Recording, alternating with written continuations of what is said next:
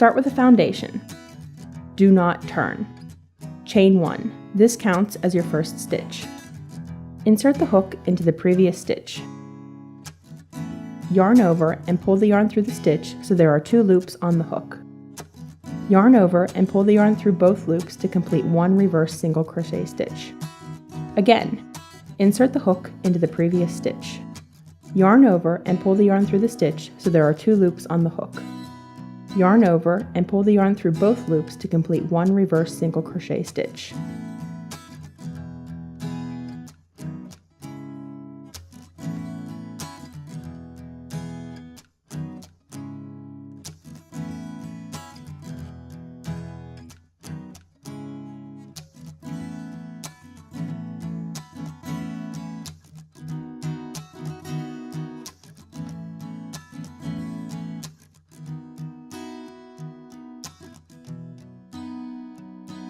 Once more, insert the hook into the previous stitch.